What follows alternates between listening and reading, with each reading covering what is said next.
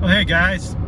So I was in the middle of putting together, or started to kind of do my engine, and I discovered I ordered some new bearings, cleaned up the pistons, started doing things to get the engine ready for assembly, and then I noticed a cam bearing issue.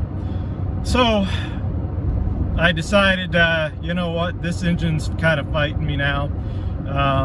It's probably telling me, you know what, you don't want to run me at Rocky Mountain Race Week. You really don't. So I went on Facebook Marketplace one last time to see if anything new had popped up, for an engine. And there was a 5.9 Magnum, 190,000 miles on it, that basically the frame rotted out on the truck. The guy said that's the only reason why they pulled the engine and transmission out of it. It ran great. It's a four-wheel drive transmission and transfer case, so I'm basically going to try to sell those to offset my purchase price, and I'm going to sell off a lot of the other stuff. So maybe in the end I'll have a free engine that I can run for a little bit, and then I'll take the other engine and I'll get it machined and checked out, and we'll build a stroker motor or something out of it.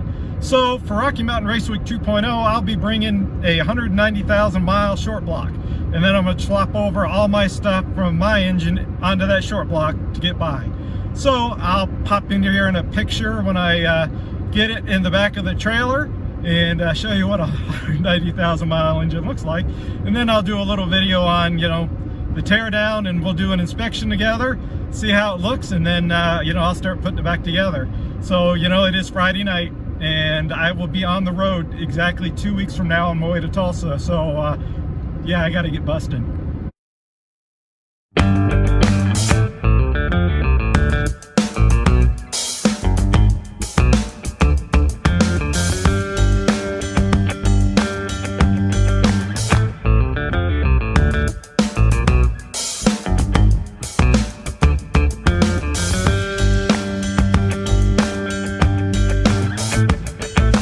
Alright guys, so just a quick update where we're at.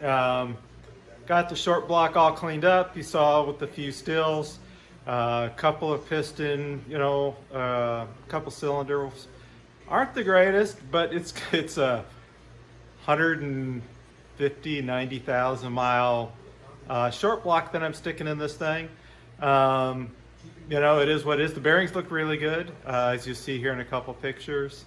So that's good. I got the engine painted up now, a goldish color, I guess. It's all I had here at the house. I didn't feel like running around grabbing something.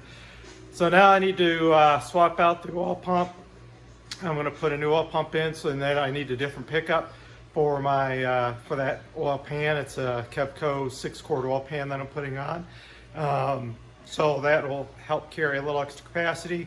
I cleaned out all the lifter boards yesterday, cleaned all the lifters yesterday. They were kind of gummed up and sticking a little bit. So I want them to slide in here nice and easy, with all new fresh oil. So that's all done and ready to go. So now it's basically time to put this thing together.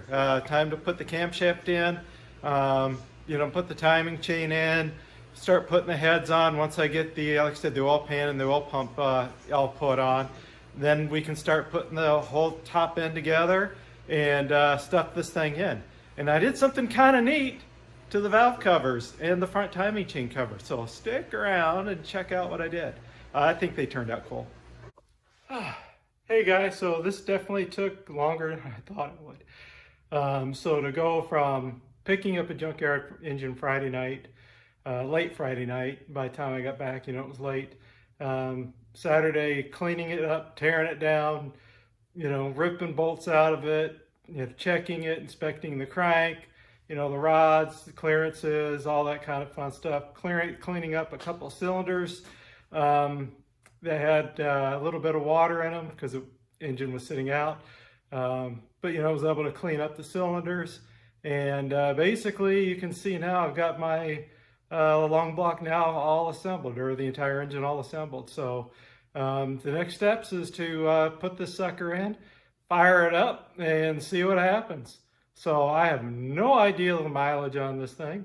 So we'll find out. I had a little fun with the valve covers. as you can see in some pictures that I'll put in here.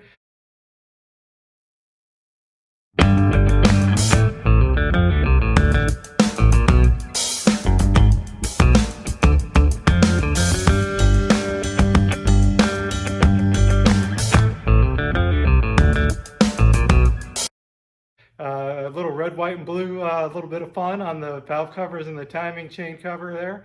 So with that said, the next update basically will be dropping this thing in, going for a road test, and seeing what the heck happens. So with that said, guys, thanks for taking the time to watch. Hope you enjoy this little video series I've been putting together on thrashing for Rocky Mountain Race Week 2.0. You know, you never knew, or I never knew when I did Hot Rod Drag Week last year how I thrashed to get ready for it. I figured, you know, I'm in great shape for this year, you know, and then obviously I ran into these problems for Rocky Mountain Race Week 2.0. So anyway, we will definitely be ready for next year, right? I say that, but I'm going to have to figure out what I'm going to do for an engine for next year, because I don't think this thing will make it through an entire season, although it might surprise me. You know, will I try to save up and try to build a maybe a stroker motor for this thing? But anyway, with that said, thanks for watching. Please like, subscribe, hit the little bell, as they say, for future content. And, you know, I'll post up a few more videos, and then also the Rocky Mountain Race Week 2.0 experience. Take care, guys.